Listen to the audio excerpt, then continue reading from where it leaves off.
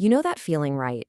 You've just finished a grueling, absolutely exhausting month at work. You've done all the heavy lifting, and you're just eagerly waiting for that sweet, sweet reward to finally hit your account.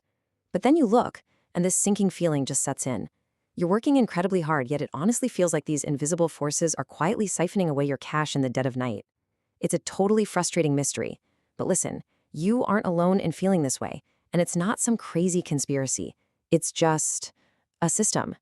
So in today's explainer, we're completely decoding the exact rules of a financial game you're playing every single day, whether you realize you're playing it or not.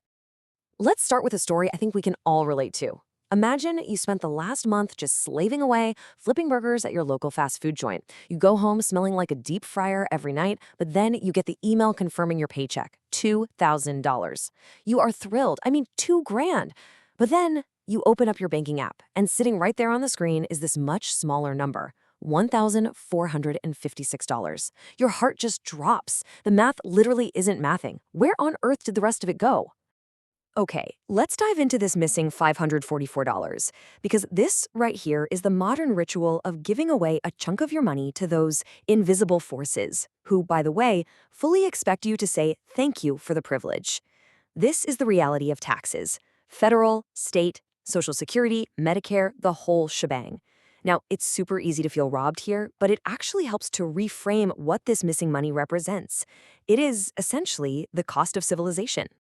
To break that down just a bit further, you're basically paying for the machinery of society to function. Your income tax hits the money you make, sales tax hits the money you spend, and capital gains tax hits the money your investments make while you're sleeping. In exchange, the government builds the roads we drive on, funds the schools, makes sure your favorite late-night taco truck isn't infested with rats, and yes, sends billion-dollar missiles across the globe. Meanwhile, Social Security is basically the government forcing you to save for your own retirement, and Medicare supports the elderly and the sick. It's a really complex trade-off.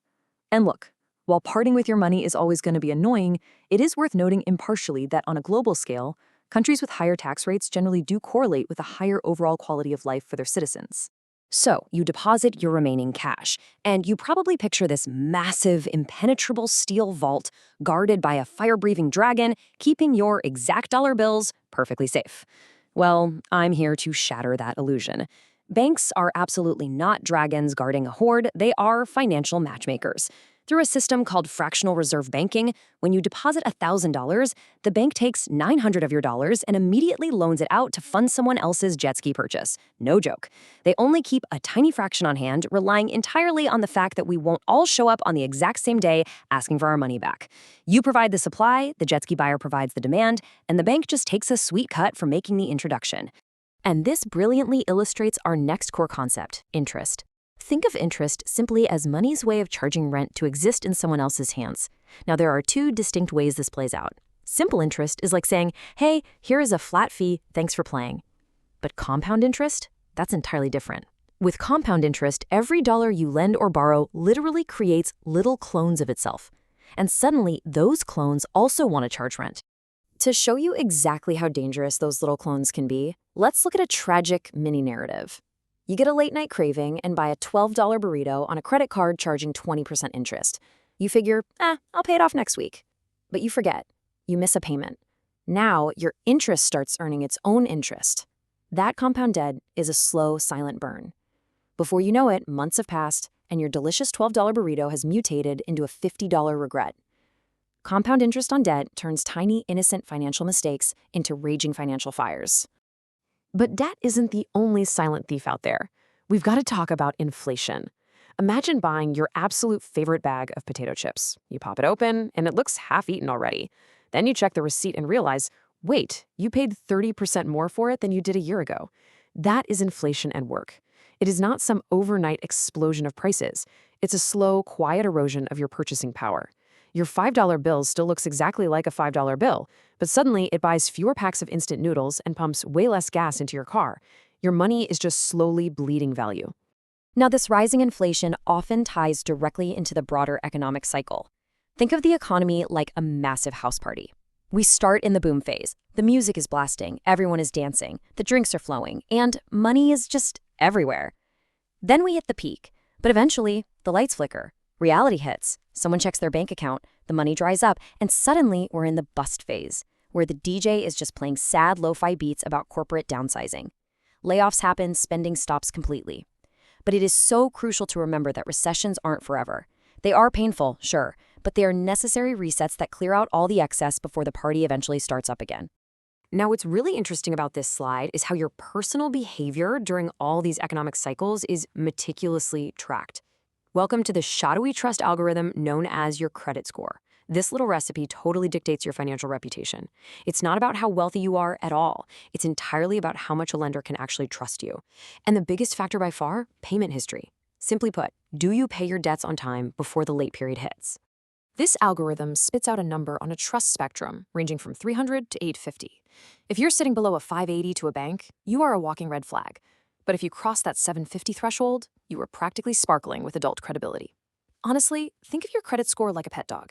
If you ignore it, it will completely poop all over your life, ruining your chances of getting an apartment or charging you soul-crushing interest rates on a car.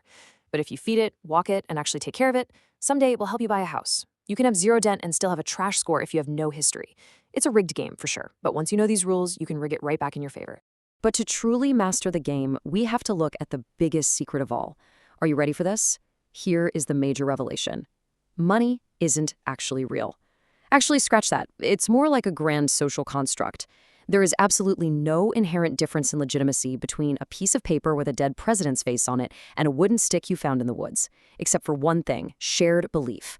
We as an entire society have simply agreed to collectively hallucinate that the dollar bill has value, making it easier to trade, build systems, and basically organize our world. Which brings us perfectly to the value illusion. Why is a shiny yellow rock, gold, worth so much more than an average gray rock sitting in your driveway? Simply because humans decided it's rarer and placed a higher perceived value on it. This concept dictates all wealth. Think about it. Steve Jobs created the iPhone, providing massive perceived value to society, and in return, millions of people happily handed him thousands of dollars. It's the exact same reason Gucci can sell a handbag that is functionally identical to one from Target but charge 100 times the price. High perceived value equals high reward. If you can create value, or even just the powerful illusion of value, you will attract money. So how do we use these rules to actually win? We use the wealth cheat codes. Investing. Remember inflation, that slow thief stealing the value of your cash? Investing is the ultimate antidote. Instead of just trading your precious time for money, investing is the act of trading your money for more money. Whether you buy tiny ownership slices of companies through stocks, loan money to the government through bonds, group them together in funds, or buy real estate for someone else to pay off, you are basically forcing your money to get off the couch and start working for you. So the crucial point is this: none of those cheat codes work without one absolutely vital ingredient: time. Time is the ultimate asset. And right now, you have a finite but incredibly powerful supply of it. The real magic of compounding wealth doesn't come from being lucky or manic day trading or trying to quick hack the system. Wealth is not built in days, it is built in decades. It relies entirely on consistent patience. Giving compound growth 30 years to quietly duplicate your money, that is exactly how ordinary people with perfectly average paychecks end up retiring as millionaires. Which leaves us with this final, powerful thought to close out our explainer today. Interest is either your worst enemy or your best unpaid employee. The choice is in who's collecting it. So what's it going to be? Are you letting those invisible forces slowly siphon your hard work away through credit card debt and inflation? Or are you going to use your time, build your trust, and let compound interest work for you while you sleep? The rules of the game are laid out right in front of you. How are you going to play your next move?